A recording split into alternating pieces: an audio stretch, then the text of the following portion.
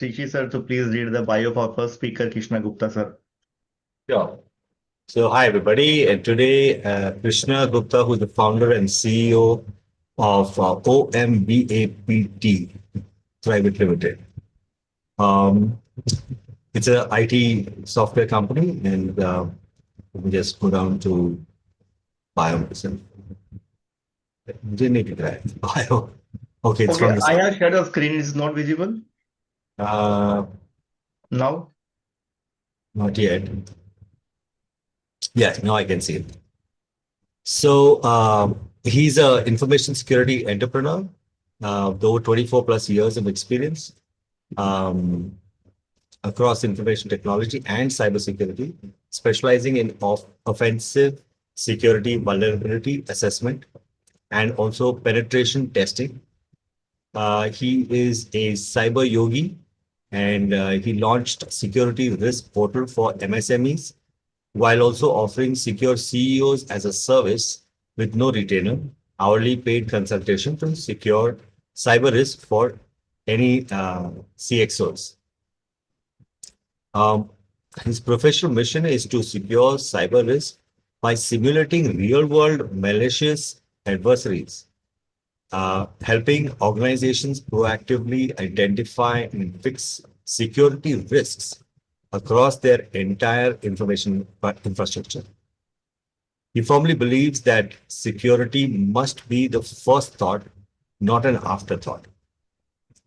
He has worked extensively across Linux, Windows, Mac, Apple Mac, and server environments, both as a system integrator as well as a systems administrator, which has given him a rare ability to view technology and security from both broad architectural as well as deep operational perspectives. Earlier in his company, he worked as an IT generalist, supporting defense and space, including ISRO and DRDO. He later became the global single point of contact for vulnerability management for Fortune 500 organizations, for a particular Fortune 500 organization. He was overseeing vulnerability assessments across 25,000 plus servers, networks, and enterprise devices. He was an entrepreneur before becoming an entrepreneur, before he became an entrepreneur, which sharpened his solution-oriented, secure-first mindset. Today, he works closely with founders and leadership teams to translate complex cyber risks into clear, actionable business decisions. He works efficiently, so he does the right job. Um, he works effectively so that he does the right job, focus on achieving results that productively serves and inspires everyone around him. On a personal note, he's a fitness conscious, vegetarian, eco-friendly by choice, and has naturally become a part of his personal branding, reflecting respect, clarity, and grounded leadership in both life as well as business. Over to you, sir. Thank you, Rishi. Abhi Pranam. Namaste, one and all. Let me share my screen.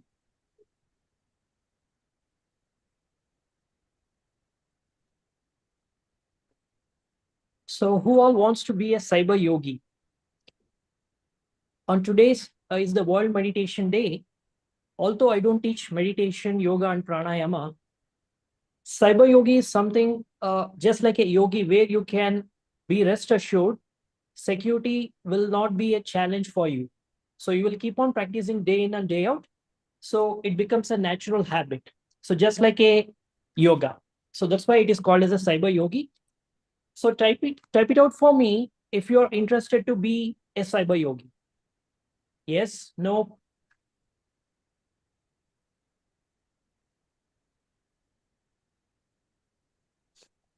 And also, would you be interested in joining securing Cyber Bharata?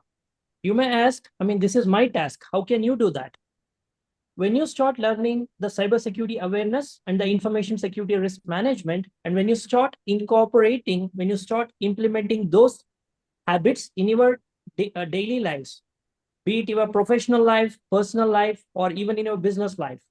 So that's when you will be equipped enough to securing Cyber Bharat. So just like in business, the way we do the business gap analysis, we do a security gap analysis. Not just me. Once you start learning it, you can also do it by yourself.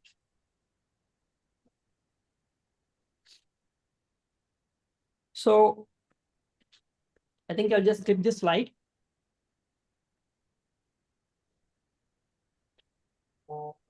So you may ask why cybersecurity is essential for everyone. How prepared is your organization today to prevent, detect, and respond to cyber incidents? Well, even if you have a website, according to the Indian government mandate, there is a cybersecurity incident reporting rule. In case if there is any cybersecurity incident happens, you have to report it to the government in a matter of 6 hours. In case if you don't do that, then there's a fine of 1 crore and as well as the imprisonment for the directors. Even if you are a sole proprietor or even if you are a solopreneur or a small MSME as well. So this is applicable for each and every MSME in India.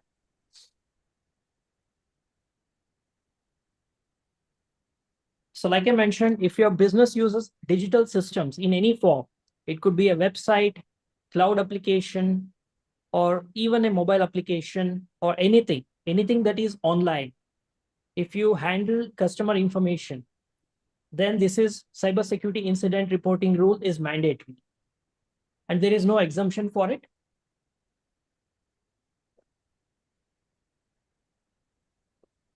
So this is what information security risk management means, specifically tailored for micro, small, and medium enterprises.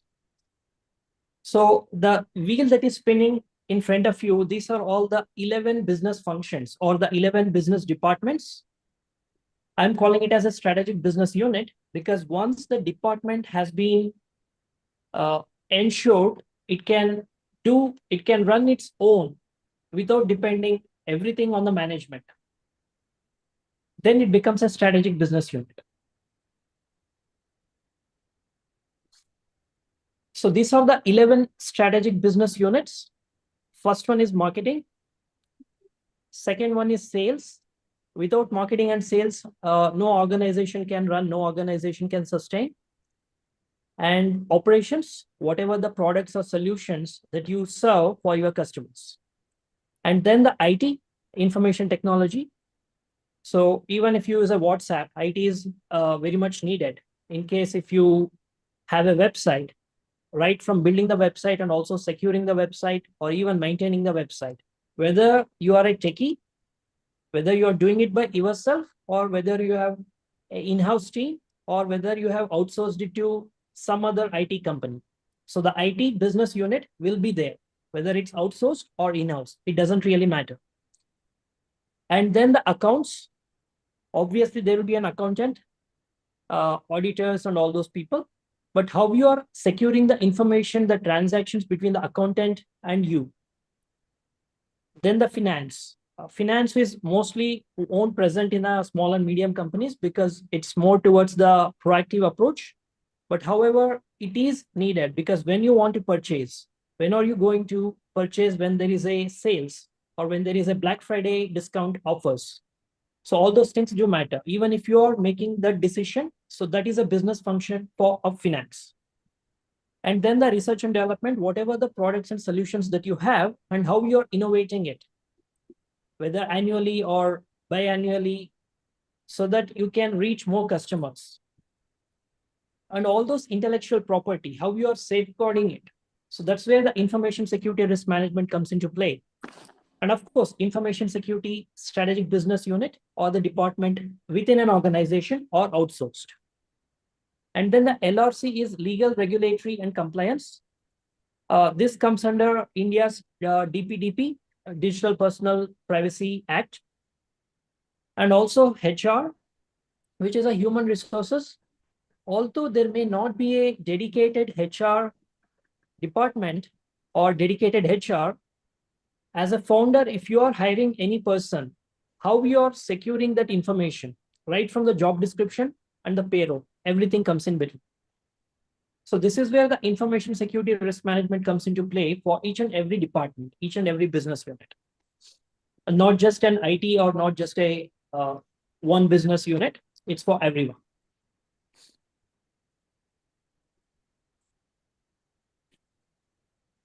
So what drives information security is not IT. IT is not information security. Information security has always been a superset of IT. Many people won't agree to it, but that's how it is. Because whenever you find any security gaps, that's a part of information security and not the IT. Most of the MSMEs think IT is enough.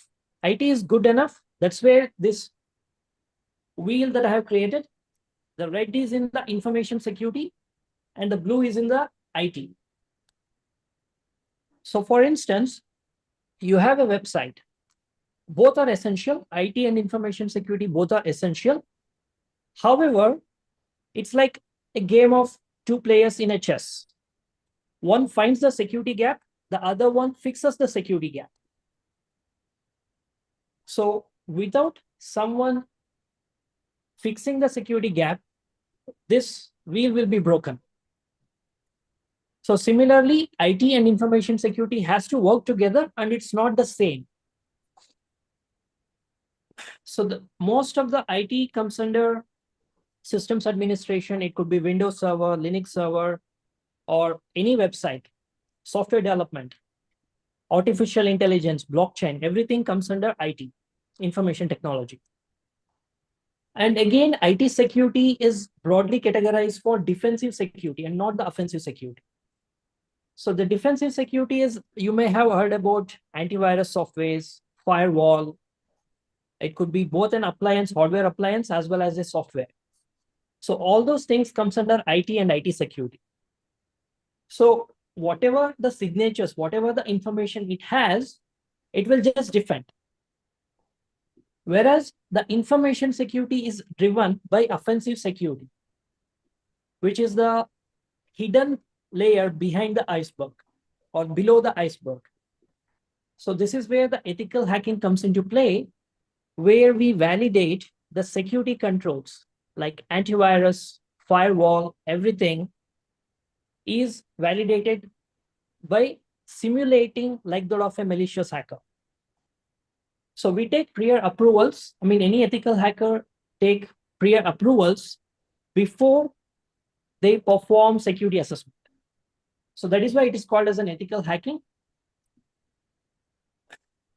And similarly, offensive security has multiple other branches as well, like malware analysis or analyzing the virus. Why that virus and how we can decode that virus or how we can remove that virus. Of course, antivirus software does it, but have you ever thought antivirus softwares, how does it get the signature, virus definitions or antivirus signatures? So this is where the malware analysis comes into play, where they prepare step-by-step methodology in removing those viruses, adware, malware, trojans, and those signatures will be developed by the software development of a specific information security and IT team. Then they release the antivirus definitions or virus signatures. And this is where the malware analysis. And next is reverse engineering. So if you have ever heard of ransomware, so the ransomware is something like a special kind of malware or special kind of a Trojan where it encrypts, where it completely locks the computer or the server. So imagine if a ransomware attacks for any organization or any production server, then it cannot work, it cannot exist, or it cannot operate. And then the ransomware or the malicious hackers demand ransom, which means demand huge amount of money in cryptocurrencies, like in Bitcoin. The most common is Bitcoin. So that's how they ask a huge amount of money. It's like a kidnapping, extortion, but for the digital devices. So whenever such kind of things happen, if someone is a very expert reverse engineer, then they can reverse engineer those ransomware without paying huge ransom to the malicious hackers or cyber criminals, so they can bring back the business continuity. And then the penetration testing. So whatever the security gaps which they find it in vulnerability assessment, again, vulnerability means it's a security risk or a security gap. So whatever they find in the vulnerability assessment, they need to validate whether they are actually genuine vulnerability or not. So that is what is called as a penetration testing. It is manual in nature, and it's usually done by manual security experts and not the automated softwares. वो जो stool रखा था ना वहाँ जी वो इधर ही ले आओ वहाँ पर और एक मेरी चाय थोड़ी गर्म कर लो.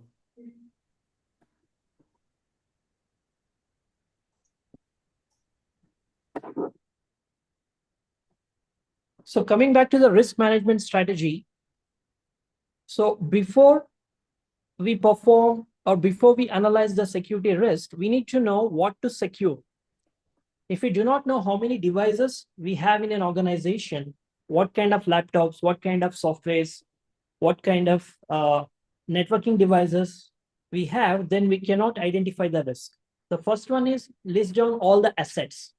I'm talking about the information security assets in general, but all the devices we have, both the tangible hardware devices and as well as the software, the intangible ones as well. So once we do that, then we map what is really needed for that particular device. So for instance, so let's take an RB app. And in case if RB app is not functioning, especially at the time of events, then the availability of that particular RB app is gone for a toss. So we may have to message Rohit asking for how we can log in. Then Mr. Rohit will call his IT team to fix that.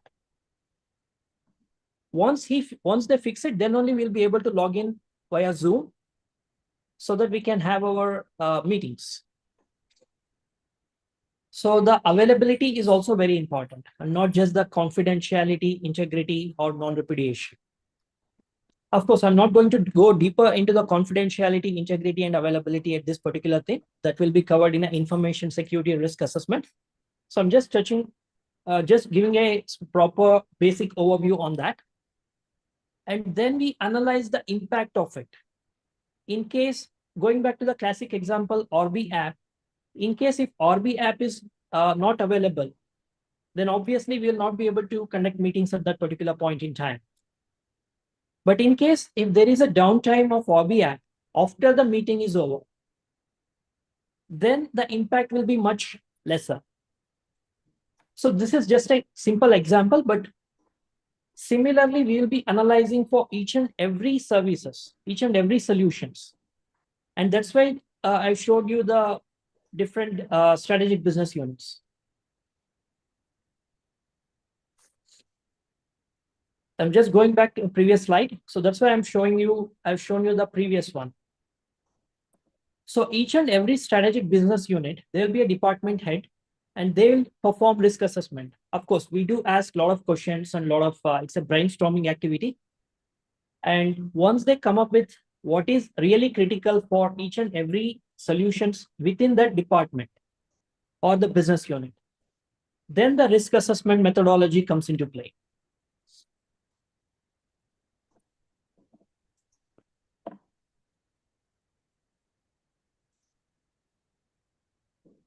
And then the likelihood. So I can also quote a classic example here. I mean, for each and every organization, we do conduct fire drills. Of course, this is part of the physical security, but also life-threatening one, just to ensure in case if there is a fire happens, if the fire or any disaster happens, then how they have to escape from that building. It's also present in apartments. This is where the annualized rate occurrence, rate likelihood comes into play. If there is no fire drill or if there is no, there is also a penalty for that. So similarly, if we translate that to the digital thing, information security, so we also had to look up what is really going to happen So for instance, uh, we all use our laptops in an organization. Is your laptop secure by default? Do you have encryption enabled? If you are using Windows, have you ever heard of BitLocker encryption? If you are using Mac, have you heard of File Vault? What it does is, in case if the laptop is stolen, even if they try to remove hardware, each and every hardware within a laptop, they will not be able to boot the operating system. They will not be able to use it for other devices. So everything is locked. Even they will not be able to restore. It's almost impossible to recover the data. Even if they connect the hard disk, remove the hard disk and connect it to some other device. So this is where the endpoint encryption comes into play, which is available by default, both in Windows, BitLocker encryption, and in Mac, File Vault. Why the laptop encryption needs to be present in a laptop? Because laptop, especially the business laptops, is the #1 laptop theft worldwide. Not for the device, how much it's going to cost, but the very confidential and very valuable data, intellectual property data, which is present in the business laptops. So that is why enabling or installing endpoint encryption is very essential. If we do not know the rate likelihood, then all those things will not be able to calculate it. And then we also have to prioritize the actions. We may even take insurance to avoid certain level of risk, or even transfer the risk. So we have various security controls apart from antivirus, firewall, virtual private networks, and also the proxy. So if we have to minimize or mitigate the risk, then there are certain security controls where we have to implement within an organization, depending upon the geographical location and depending upon the industry. It could be finance, service industry, or software development, various other things. Accordingly, we had to plan the responses. Based upon that, we will create a strategies, how to mitigate or how to minimize or how to completely remove that particular risk. And also we can transfer the risk certain times. Sometimes we also have to accept the risk, and then we also have to avoid the risk. In case if this is very difficult to understand, let me give you small examples. So there was usually, the recruitment drive, a lot of mass recruitment happens. So it is mandatory, especially for an information security certified organizations, even if it's a HR department, HR manager or the recruitment consultants, or even the whatever you can call those terminologies, they have to maintain a register who is attending it. That's a physical security, one of the security control. And once that is done, they also need to provide a visitor badges. And in case if someone is carrying the laptops, then they also need to give a gate pass by noting down the serial numbers of the laptop. This is to ensure whomever is going to bring the laptop, while coming back, they are only bringing Time back up, those sir. laptops, not someone's laptop or not other devices within an organization. Time up, sir. Okay. Thank you, Krishna sir, for wonderful presentation. And we'll be going for the next speaker, who is going to be, Brigadier Brashim sir. And I will request Rimaji to read his bio. So I'm going to share the screen.